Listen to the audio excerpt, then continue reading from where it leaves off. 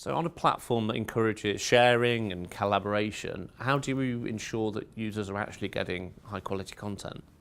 That's a great question. And it's actually one of the most common questions we hear from our clients before they work with us is, isn't there a danger that people are just going to turn up and share completely wild and wacky stuff? And the reality is that, well, there's two answers to that question. Firstly, brilliant personalization. So the ideal digital experiences are the ones where the widest footprint of data is used to feed you the things that are most relevant to you. And that can be incredibly simple. That can be literally the email you get each day that says, why don't you check out this thing? It doesn't need the world's biggest rocket scientists to get to something decent quality for that.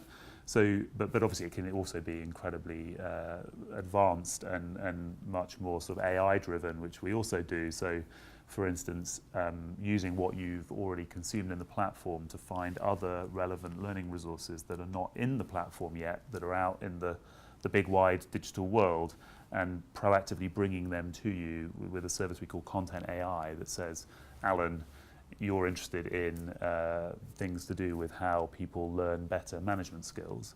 Here's a great article from Harvard Business Review that's exactly on that topic. So I think personalization in all its forms is one way that you create relevance, and that's true for all digital companies, and a learning company should be the same. And I think the other thing is your social interaction. So a very simple form of notification in our platform is your colleague saying, Alan, you should check this out.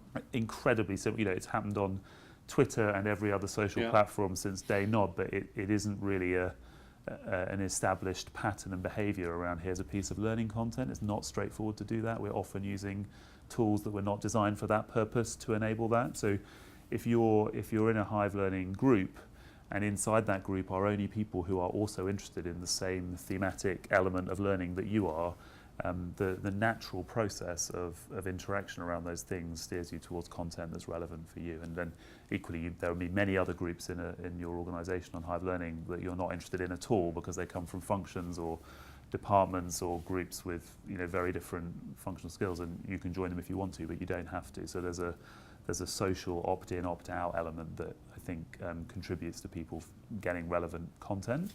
And for us, we know that it works because we find when we talk to users, 9 out of 10 of our users will tell us that they've taken action on something that they've engaged with in the platform.